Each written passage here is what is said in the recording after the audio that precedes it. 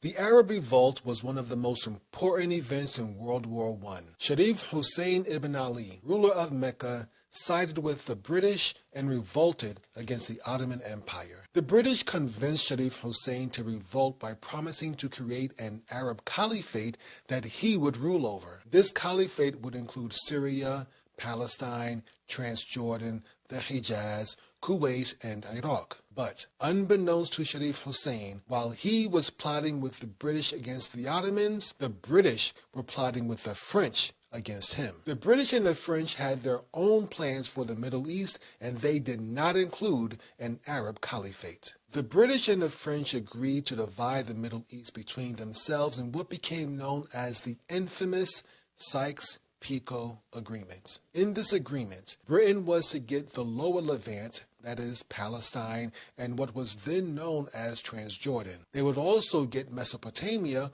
which included Basra and Baghdad in modern-day Iraq. France was to get the upper Levant, that is Lebanon, and the region known today as the Republic of Syria. Initially, France was also to get Mosul in what is now northern Iraq. Sharif Hussein, completely oblivious to Great Britain's double-dealing, announced his rebellion against the Ottoman Empire in July 1916. Over the next 2 years, Sharif Hussein's Arab forces allied with the British to take the Hijaz and most of Syria from the Ottomans. The term Arab Revolt is a misnomer since most Arabs living under the Ottomans did not support Sharif Hussein's rebellion. In fact, most Arabs refused to fight against the caliphate. Only a few local Arab tribes actually took part in this revolt, and even they had to be bribed with hefty British payments. Sharif Hussein's sons, Prince Faisal and Prince Abdullah, along with the British spy T.E. Lawrence, led the Arab forces taking part in this revolt. Prince Faisal's troops fought in the Levant, while Prince Abdullah's troops fought in the Hijaz. But it soon became evident these Arab fighters could not take on professional Ottoman soldiers. Instead, they were used as a guerrilla force to harass and ambush the Ottomans. By October 1918, the combined Arab and British forces had defeated the Ottomans in most of the Hijaz and the Levant. Sharif Hussein ruled over the Hijaz, while the British occupied Palestine, Transjordan, Lebanon, and Syria up to Damascus. The British had a more difficult time conquering Mesopotamia, which is the region we now call Iraq. The Arab Revolt did not extend that far, so when the British invaded Mesopotamia in late 1914, they were on their own.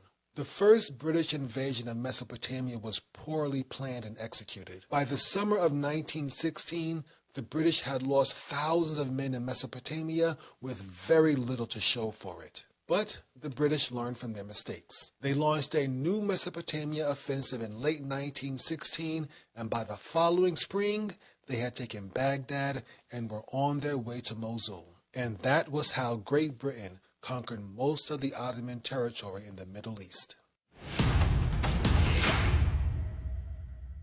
The British captured Jerusalem on December 11, 1917. Jerusalem remained in their possession until the war's conclusion. Then, Colonel Ronald Storrs, a member of British intelligence, became its first British governor. During the war, while the British were fighting the Ottomans in the Middle East, Zionist sympathy had taken root in London. This led to the Balfour Declaration in 1917, Great Britain's promise to establish a Jewish colony in Palestine. Many people today believe the Balfour Declaration is proof of Great Britain's treachery against the Arabs. And while that is true, it is important to note that the sons of Sharif Hussein, the self-appointed king of the Arabs, actually accepted the declaration. In fact, during the post-war conferences in Paris, Prince Faisal met with Chaim Weizmann, leader of the Zionist movement in Britain. The two men signed an agreement calling for a Jewish state in Palestine known as the Weizmann-Faisal Agreement. There are two key statements in this agreement that should be highlighted. The first is Article 4 that expresses support for Jewish immigration and settlement in Palestine.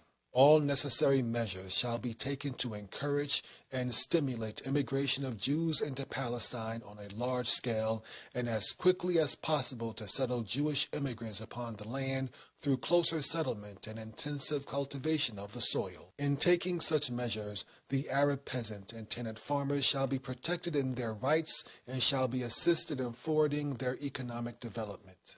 The second thing to note about this agreement is this clause near the bottom of that document. Provided the Arabs obtain their independence as demanded in my memorandum dated the 4th of January 1919 to the Foreign Office of the Government of Great Britain, I shall concur in the above articles. Further proof of Prince Faisal's support of Jewish immigration to Palestine is seen in his correspondence with Felix Frankfurter, leader of the American Zionist movement. The Arabs, especially the educated among us, look with the deepest sympathy on the Zionist movement. We will wish the Jews a most hearty welcome home. This proves that Prince Faisal and Prince Abdullah were willing to sell out Palestine and the Palestinians to the Zionists so long as they got their kingdoms. And guess what?